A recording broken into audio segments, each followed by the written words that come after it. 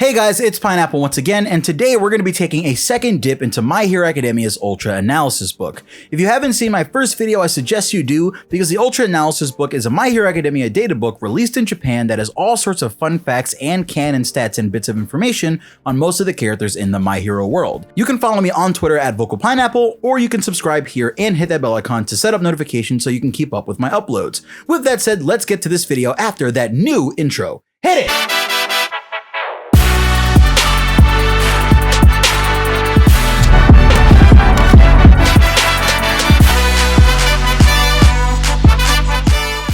So just like in my previous video, I want to say thank you to Audrey and Shibuya Smash for being my primary sources for translations as far as this book goes. They've been translating pages and showing us so much stuff from the book that we wouldn't know without them, so thank you both. Also, I used some information from Tumblr user Shimikonde, so thanks to you as well. In the first video, there were a lot of facts about heroes and good guys, so I made sure to include a couple more about the villains this time. Let's get started with 10 more interesting facts that we learned from My Hero Academia's Ultra Archive. First off, at number 1, we're starting off pretty dark. Plenty of you will recognize this guy here as the doctor that diagnosed Deku as quirkless in episode 1 of the series during his flashback. We actually learn later on that this gentleman here is the League of Villains background operator, Daruma Ujiko. Ujiko reveals himself to the League during the League of Villains arc, and he's extremely shady and careful, so we haven't really learned much about him. Well, now we're learning that Dr. Ujiko actually has a pretty dark hobby, and it runs parallel with a dark theory that we've had in the community for a while now. We learn in the Ultra Analysis book that Dr. Ujiko actually runs orphanages and small clinics all over Japan so that he can gather the best test subjects. This is scary when you remember that this is the guy that's in charge of the Nomu program. This means the godfather of the Nomu has been stealing children from all over the country to augment them and turn them into Nomu, meaning that it's likely that a good number of the Nomu that we've seen in the series so far are actually kidnapped children. Horikoshi's teased before that the winged Nomu that tried to kidnap Deku during the Stain arc was actually Deku and Bakugo's friend, Tsubasa. Tsubasa apparently drifted away from them before middle school started, meaning that Ujiko must have gotten to him before then. At first, this fact actually made me feel like the Dr. Quirk theory was a lot less likely. In that theory, Ujiko apparently steals Deku's quirk when he's a kid and lies to the family telling them that Deku didn't have one. We know that Ujiko has no problem kidnapping the children for his experiments and probably doing away with their families, but he doesn't do that with Deku, making me think that Deku was actually a quirkless kid. To counter that thinking, we could say that Ujiko only takes children from the orphanages that he runs,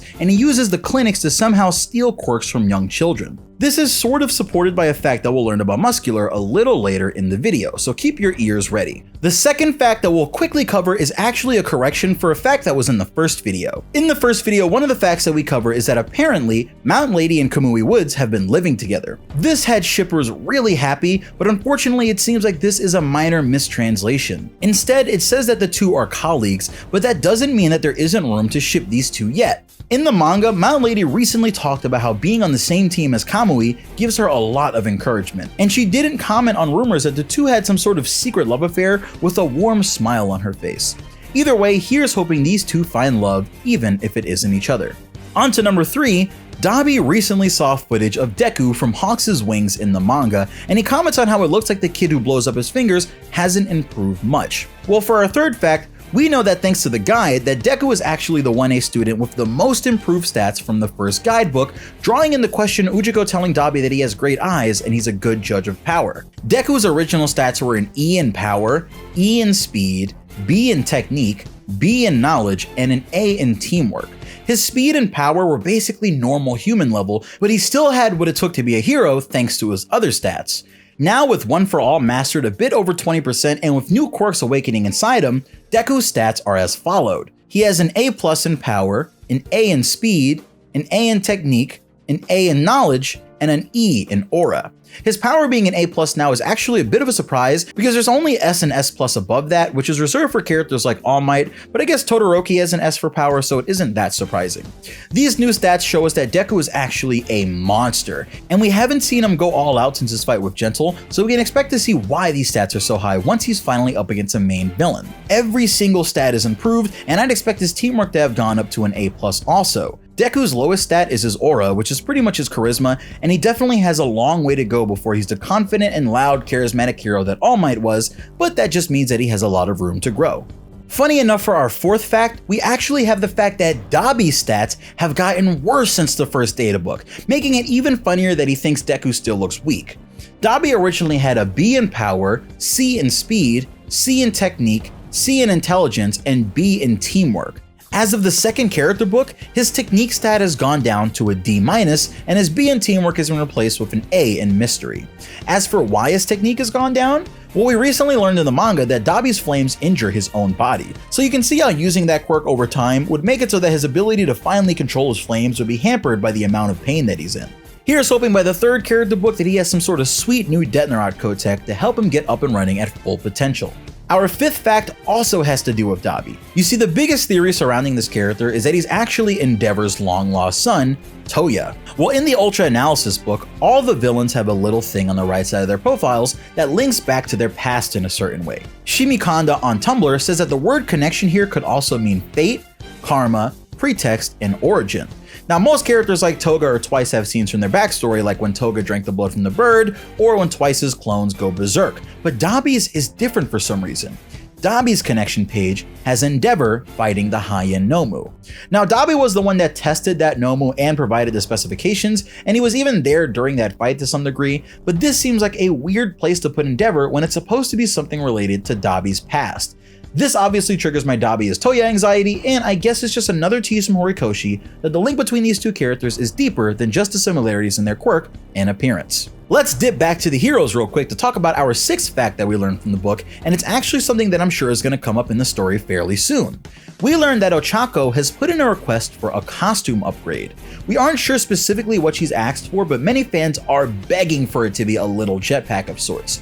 Even if she can't get a fully functioning jetpack, some sort of boosters or something would really help her out, and I'd assume that's specifically what she wants because she had to jump for Deku during the Class 1A vs 1B arc, and she could have easily just gotten straight to him if she had a little jetpack that was part of her costume and could also be weightless along with her. Check out my video on other potential upgrades for Ochako because maybe she's getting something like what we've seen in that video. I've got one for Tokoyami and Black Whip Deku, each coming soon, so be ready. Our seventh fact continues the trend of talking about the 1A students, but we're almost back to the villain facts. First off, just like in my last video, I wanted to include a new fact about a possible pairing that gets mentioned in the book, and it's actually a 1A pairing. In the book, we get these two bits of information about Momo and Jiro. Ever since the USJ incident with Jiro, Momo and Jiro have been overcoming difficulties together. They teach each other about parts of the world that they don't know about as friends, particularly intimate ones.